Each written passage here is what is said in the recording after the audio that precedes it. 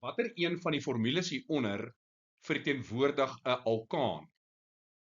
Die korrekte antwoord is C.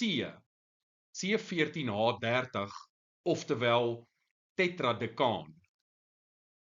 Opsie A was C2H4, so as ons kyk na die algemene formules, CnH2n, dan sien ons hierdie is 'n onversadigde alkeen met 'n dubbelbinding en ons noem hierdie alkeen eteen.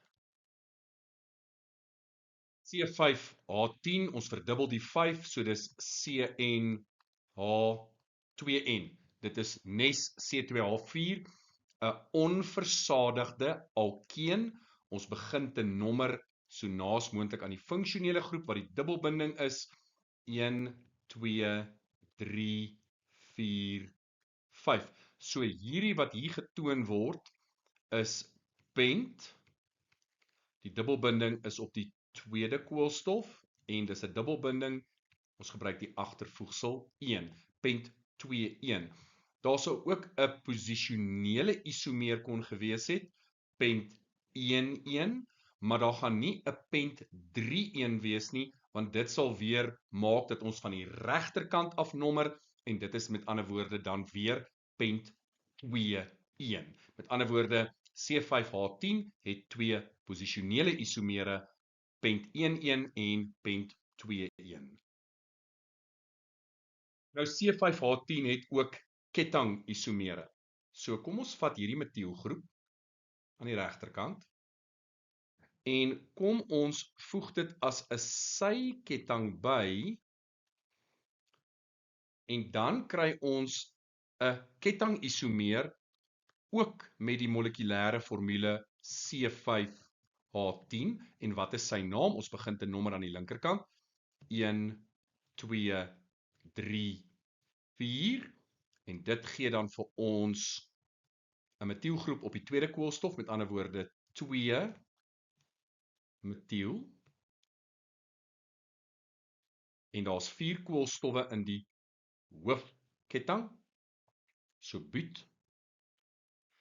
En op die tweede koolstof is daar 'n dubbelbinding, so dit is 1. So dit is 2 metiel buut 2,1 wat 'n ketting isomeer is van pent 2,1.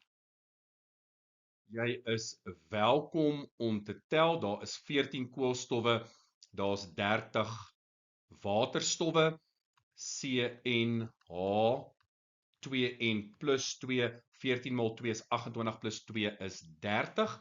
Hierdie word genoem volgens IUPAC, jy hoef dit nie te weet nie, tetradekaan. En as jy pret wil hê, kan jy rondspeel met verskillende struktuurisomere en jy sal sien daar's nie minder nie as 1858 struktuurisomere vir tetradekaan. En hier het ons vir D C8H14 algemene formule CnH2n-2, so dis 'n alkyn. En hier sien ons dan, ons het ons trippelbinding.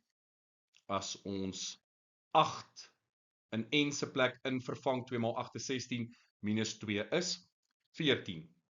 Nou hierdie is 1, 2, 3, 4, 5, 6, 7, 8.